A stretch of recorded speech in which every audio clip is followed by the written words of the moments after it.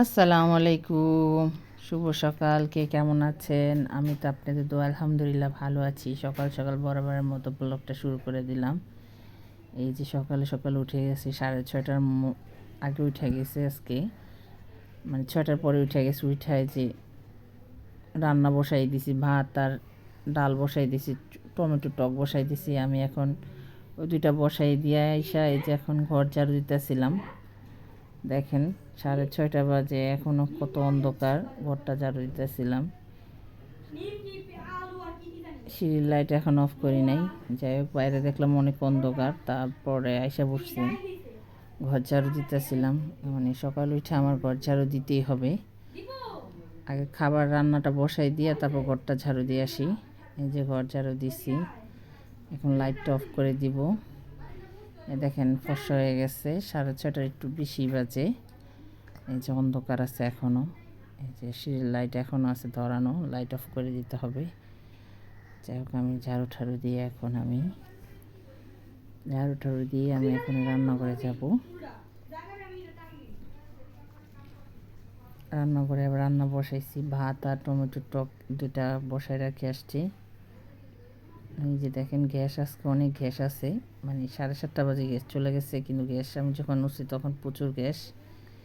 এই যে এখানে টমেটো টক বসাই দিছি, আর ওখানে দিছি ভাত বসাই দিছি। দোকানে যত ভাত দিতে হবে, কারণ গতকালকে শুক্রবার ছিল, আজকে শনিবার ভাত তো দিতে হবে।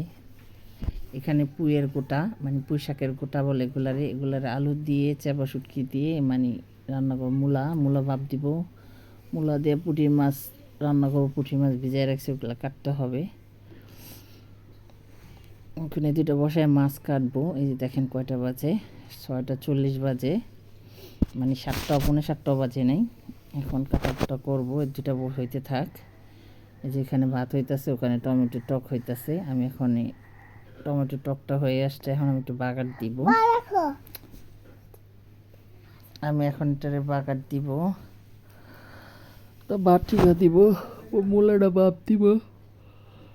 7টার মতো বাজে গেছে, গ্যাস চলে যেতেছে। এই যে টমেটো টক হয়ে গেছে, এখন বাগার দিয়ে ফেলবো। এই দুইটা নামায় ফেলাবো, তারপর মাছটা বসাই দিব, শুটকিটার বসাই দিব একটা করে। এই যে মূলাটা একটু ভাপ দিয়ে নিলাম। এই যে এখানে মূলাটা বসাই দিব, এখানে আবার শুটকিটা বসাই দিব। চুলা দুটা বসাই দিচ্ছি, গ্যাস চলে যেতেছে, মানে অল্পই আছে। তখন 7টার উপরে বাজে, মানে 7:10 না 10টার মতো, এরকম 7টার মতো বাজে। গ্যাস এখনও আছে, রান্না করা যায়। তো আমি এখন শুটকিটা, এই যে পুঁই শাকের কোটা, এটা বসাই দিব। এখানে দুইটা আলু দিছি। আমার আমার তো ভাজিটা খেতে মজা লাগে, কিন্তু ওর বাবার আবার শুটকিটা মজা লাগে, তাই বেশিরভাগ শুটকি দিয়ে রান্না করে দিই।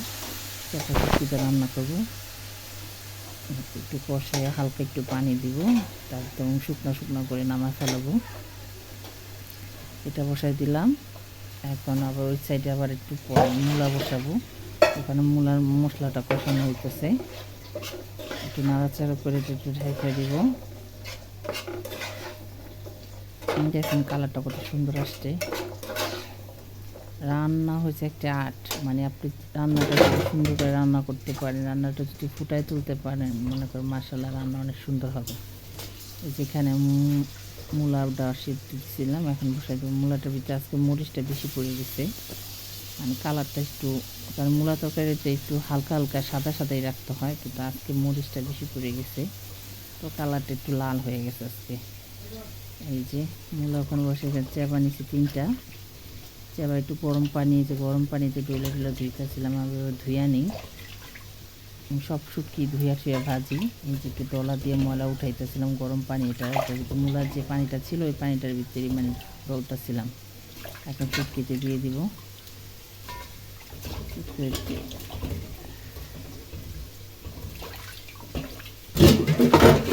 শুটকিতে দিয়ে একটু কষাবো, ভালো করে কষায় তারপর অল্প করে পানি দিয়ে দেবো।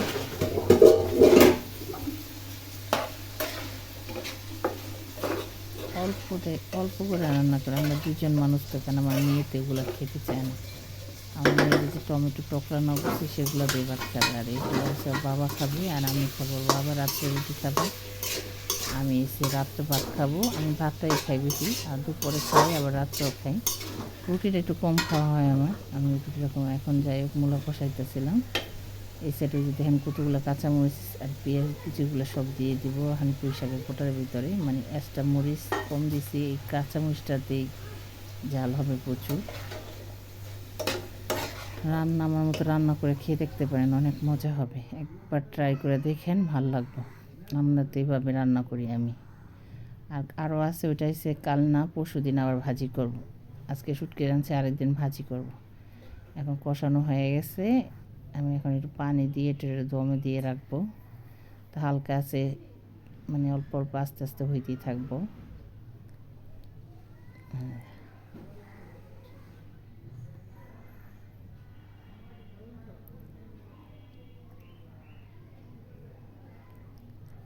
এখন আমি ঢেকে দিব। ঢাকা কষানো শেষ।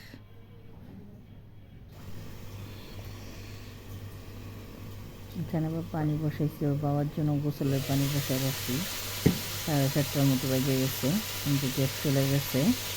যেহেতু চুলি একটু আছে, রান্না হয় না, একটু পানি গরম হয়, তো দিয়ে দিচ্ছি। 7:30টা বেজে গেছে।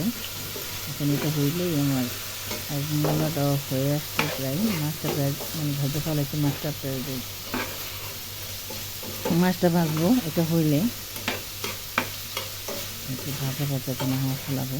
7:30 মতো বাজে আসতেছে প্রায়। এই যে মাছটা এখন ভাজবো। সরপুঁটি মাছ, এটাকে বলে সরপুঁটি মাছ। 4 পিস মাছ নিছি, কারণ আমি মাছে ভাতে বাঙালি, আমি মাছটা খুব পছন্দ করি। আমি খাবো, আর মেয়েদের যদি বাচ্চা বাচ্চা খাওয়াই দিই তাহলে ও খাবে, আর ওর বাবা খাবে। এই যে মশলা দিয়ে মরিচ দিয়ে মাখিয়ে রাখছি, এখন তেলে ছেড়ে দিব 4 পিস। এটাকে সরপুঁটি মাছ বলা হয়। তেলটা গরম হয়ে গেছে। কালকে তেলটা ছিল এলো ইলিশ মাছ আর বেগুন ভাজছিলাম, ওই তেলটা রয়ে গেছে, ওটার ভিতরে ভাজবো। তেলটা একটু কালো কালো হয়ে গেছে, একটু তেল আছে, ওই তেলটাই ভেজে ফেলাই।